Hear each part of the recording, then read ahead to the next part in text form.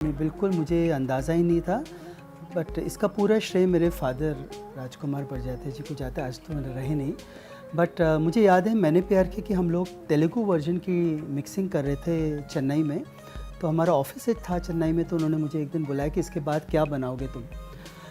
तो मैंने कहा कि अभी तो मैं सोच रहा हूँ। तो उन्होंने कहा कि देखो, एक हम लोगों ने 81 में बनाई थी नदिया के पार, तो वो हिंदी बेल्ट में खूब चली थी। तो उन्होंने कहा ये पूरी दुनिया ने देखी नहीं है ये पिक्चर, तो ये ऐसी बनाओ ताकि बड़े बड़े शहरों में, दुनिया में सब जगह चले, और ये सिर्फ तुम ही बना सकते हो। तो उन्होंने मुझे वो ढांचा दिया, वही कहानी बिल्कुल, वो एक भाभी को लाना है, भाभी की डेथ तो क्या असमंजस। तो उनको कॉन्फिडेंस था, और मुझे लगता है कि काफ़ी इस पिक्चर का श्रेय नदिया के पार को, केशव प्रसाद मिश्र जी को, गोविंद मुनीष जी को, सचिन जी को, साधना सिंह जी को, उनको जाता है। मैंने तो सिर्फ अपना एक रूपांतर दिया, बट 3 साल लगे मुझे लिखने में। डे 1 से सलमान भाई तो थे, बिकॉज रोल एकदम उनको देख के ही, उनके चरित्र को देख के ही मैंने लिखा, और एकदम टू द पॉइंट था। बाकी जितनी कास्टिंग थी आप देखिएगा, मोरलेस वही थे जिनके साथ मैंने प्यार किया बनाई थी। तो एक्चुअली वो तो ऐसा कॉमरेडशिप होता है ना कि दोस्ती यारी में दोस्तों के साथ बनाते रहो। बट माधुरी की कास्टिंग लास्ट हुई, बिकॉज बहुत बिजी थी माधुरी। तो मुझे अभी भी याद है कि पूरी स्क्रिप्ट हो गई थी, सलमान हो गए थे, हमने सोचा हीरोइन का कहाँ पे, कई नाम आए, बट फिर माधुरी जी का आई थिंक फ़ोन आया कि करना चाहूँगी। तो फिर हमने पूरा सुनाया उनको। तो मुझे याद है फादर बोलते कि वो माधुरी को बोला पूरा सुनो, तो माधुरी ने कहा नहीं मैं तो करूँ, मुझे तो करनी है पिक्चर।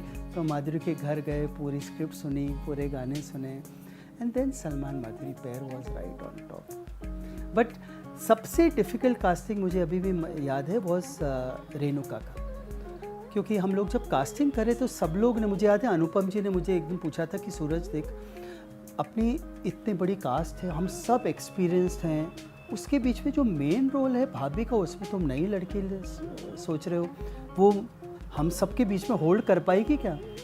बट अभी शुरू से लगा था कि एक नई चेहरा लेना चाहिए।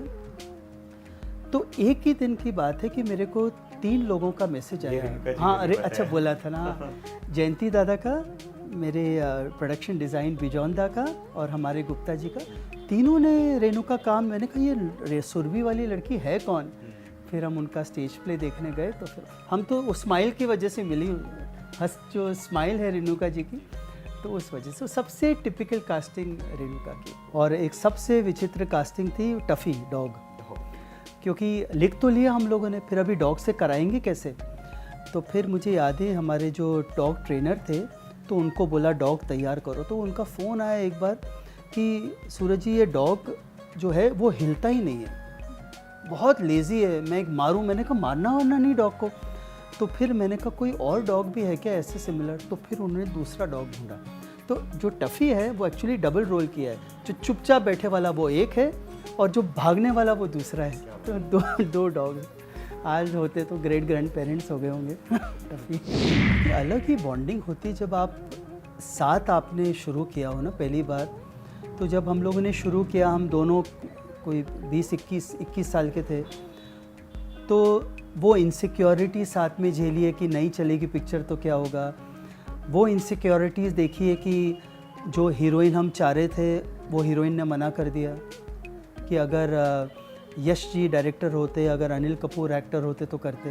देखो हम उस दौर से गुज़रे, तो आज 4 फिल्में हो गई उनके साथ।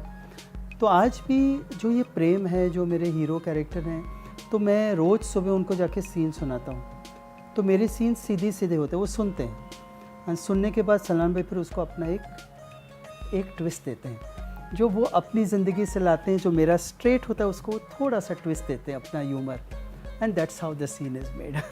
तो हम आपके कौन में देखें तो कितनी बारीकी चीज़ें हैं जो उन्होंने ऐड की हैं। अगर मैं गिनाने जाऊँ तो पूरी लिस्ट हो सकती है। बट वो कब एक्टर ख़त्म हुआ, कब डायरेक्टर शुरू हुआ, कब डायरेक्टर ख़त्म हुआ, कभी एक्टर, कितने ऐसे सीन्स हैं। मैंने कहा अभी ये आप कर लो, तो बोला हाँ मैं घुमा दूँ। वो सीन अगर मैं कहूँ जो, वो बहुत सिंपल सा सीन है, लेकिन बड़े मेहनत के बाद वो सीन मुझे स्ट्राइक किया। और वो ये है कि दीदी तेरा देवर के बाद वो गुलेल का इंसिडेंट होता है, तो दीदी के बाद वो भाग के जाती है माधुरी, तो सलमान आके बैठते हैं, तो वो पूछती हैं कि आपने गुलेल से क्यों मारा?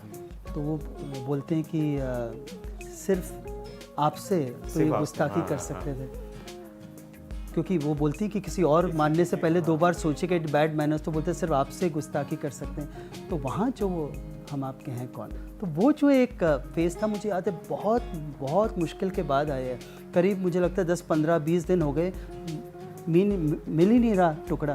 तो ये चीज़ है छोटा सा, अगर आप देखें एक ही शॉट है, बट ये चीज़ बड़ी हम आपके कौन में एक फ़ोन कॉन्वर्सेशन है सलमान माधुरी का, जिसमें माधुरी और सलमान का कॉन्वर्सेशन है कि चलो हम सेक्रीफाइस करते हैं। तो मुझे अभी भी याद है, मैं माधुरी के साथ बैठा हूँ और माधुरी बोलती है मुझे गाना है, बट मैं गाऊंगी नहीं, मैं मन में ऐसे गाऊँ। मैंने कहा हाँ मन में करो, क्योंकि सलमान का हमने मन में शूट किया था।